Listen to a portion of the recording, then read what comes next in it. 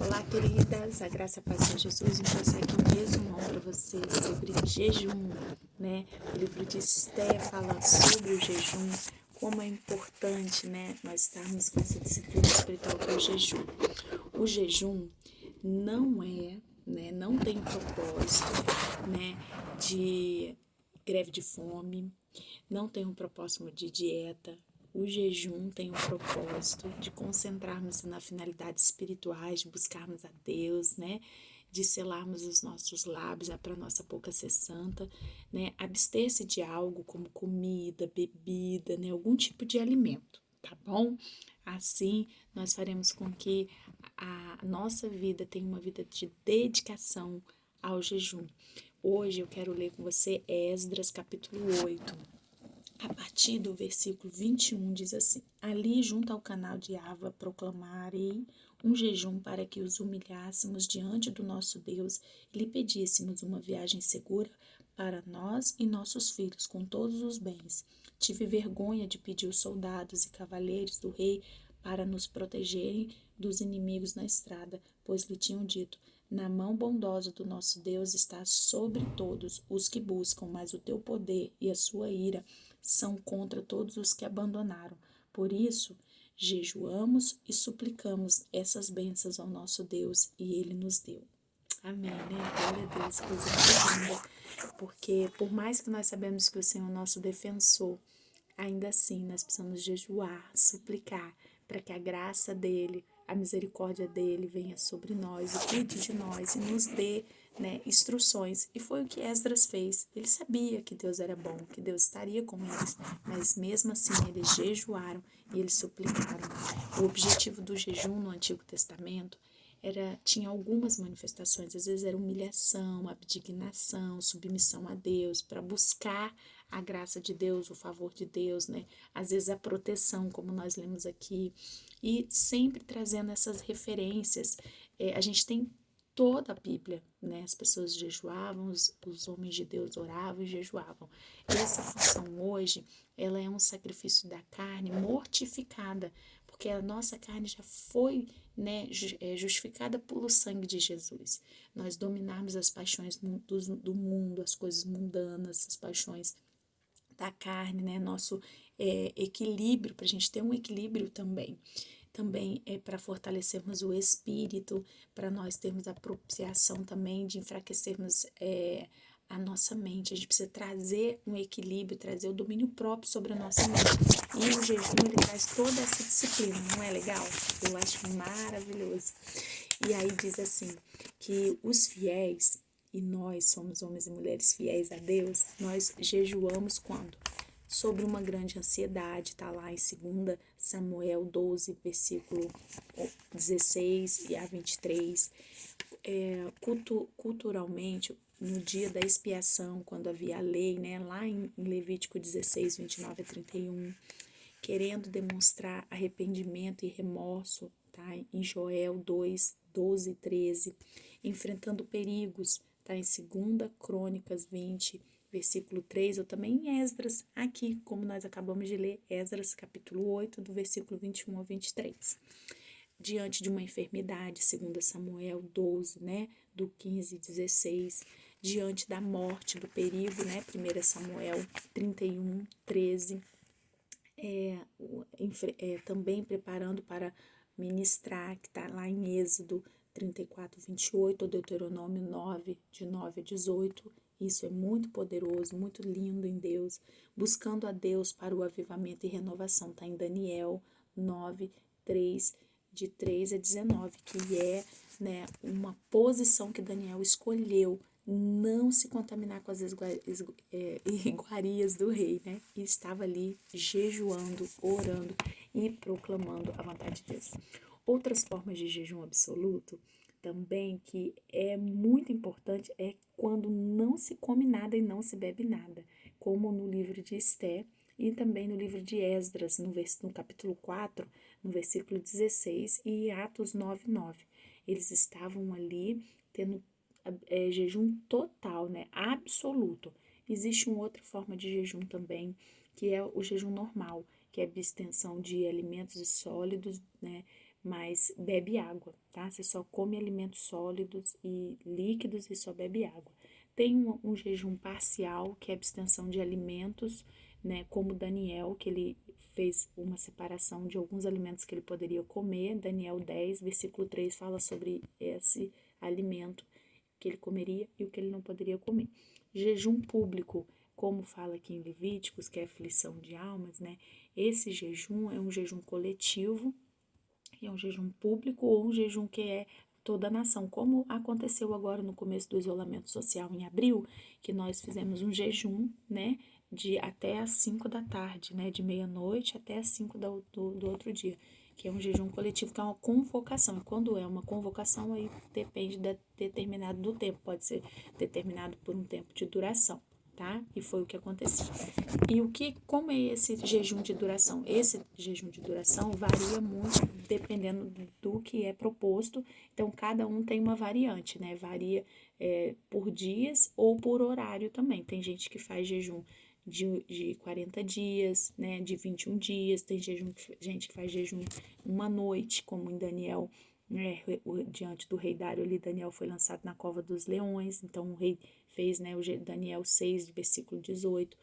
Um dia, como nós vimos aqui, que o povo ficou no cativeiro, então Esdras mandou o povo fazer jejum enquanto não passasse, né, pelaquela estrada, de manhã ou de tarde. Nós vemos esse jejum também diante de Saul, Davi, né, ali em 2 Reis, não, perdão, gente, 2 Reis, 2 Samuel, tá?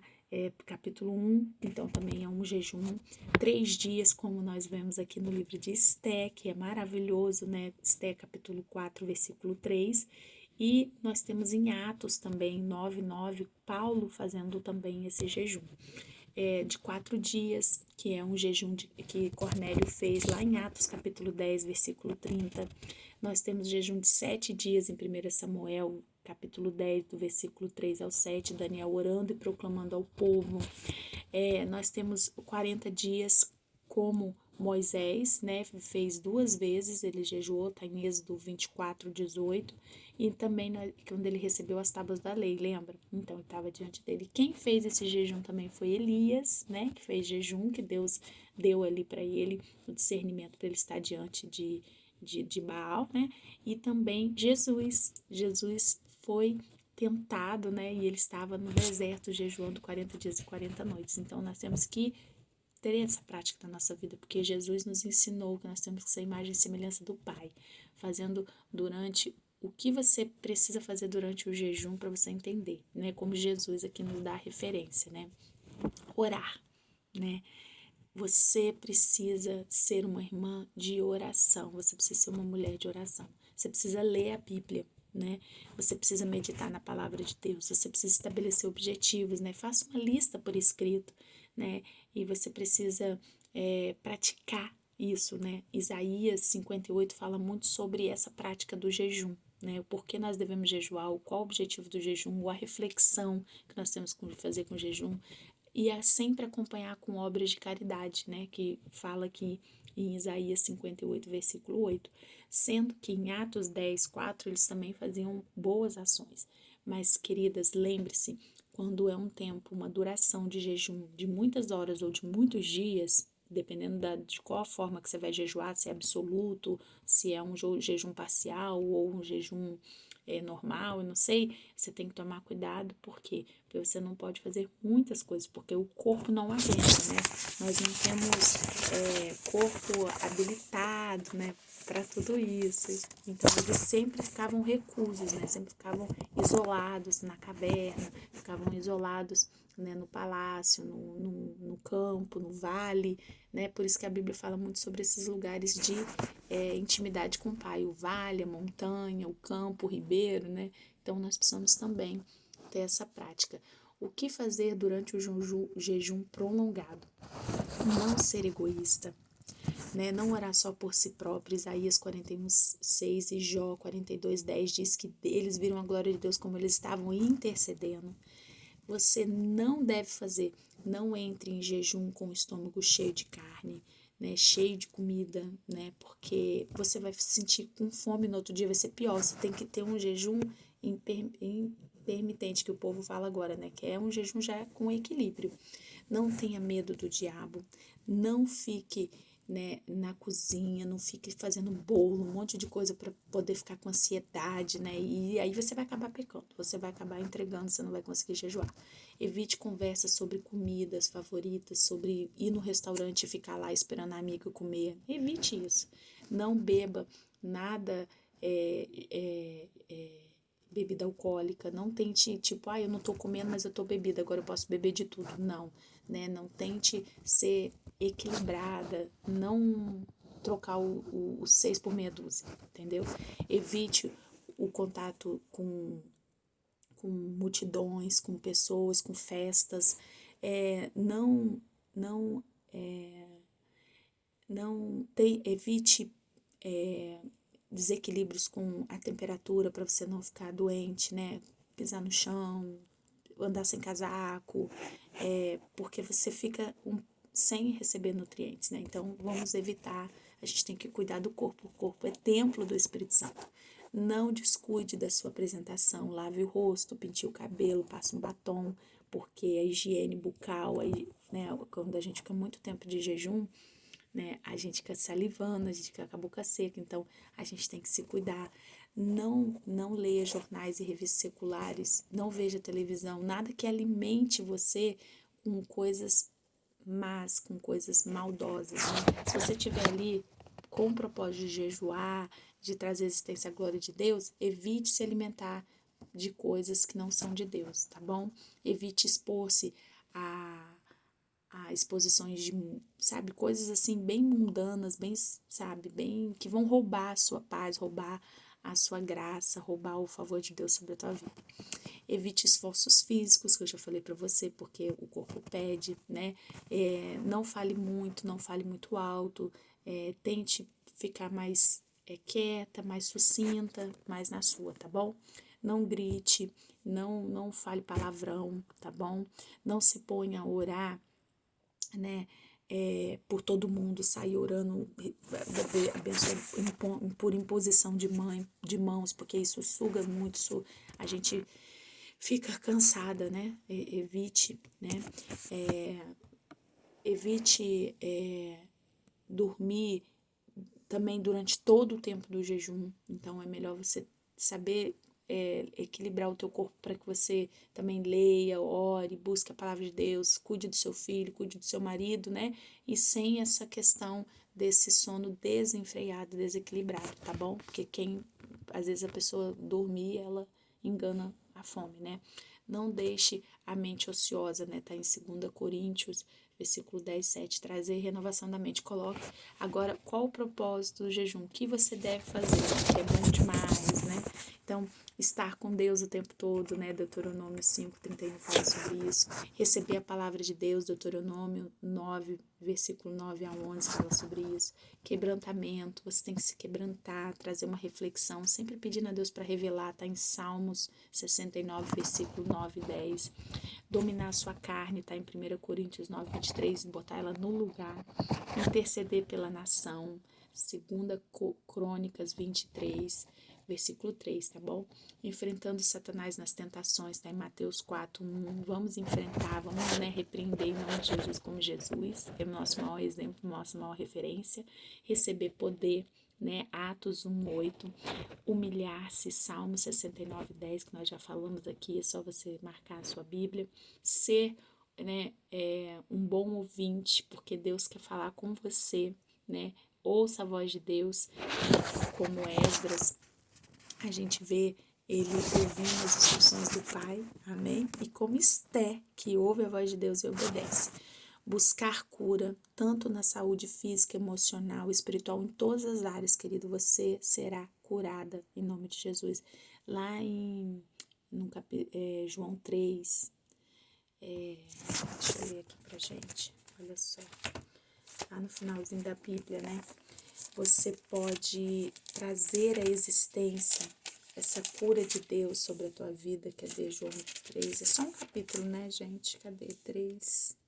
Tá aqui, ó. Muito me alegrarei em receber a visita de alguns irmãos que falaram a respeito da sua fidelidade e de vocês continuarem orando na verdade. Ai, que coisa mais linda, né? Ah, não, perdão, gente, eu li um pouco. Amados, oro para que vocês tenham uma boa saúde e tudo lhe corra bem, assim como vai bem a sua alma. João, 3 João, capítulo 1, né, que só tem um capítulo, versículozinho 2 e 3. E quando a gente vê uns aos outros, a gente vai ver saúde, com vigor, com beleza. Nós vamos nos alegrar uns aos outros quando nós nos vemos a fidelidade, a alegria, a bondade de Deus, amém? Isso vai acontecer, já está acontecendo, amém? Então nós vamos buscar esse resplandecer da cura em todas as esferas da nossa vida. E nós vamos ministrar ao Senhor, Atos 13.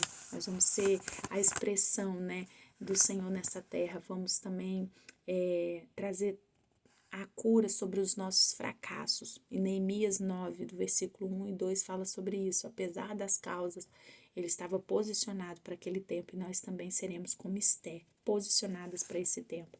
Nós vamos expressar, apesar das situações que nós estamos vivendo agora, nós vamos ser igreja do Senhor nessa terra, posicionados para esse tempo. Nós vamos ter entendimento da vontade de Deus, como Daniel, como Esté, e vamos agradar o coração do Pai. Amém?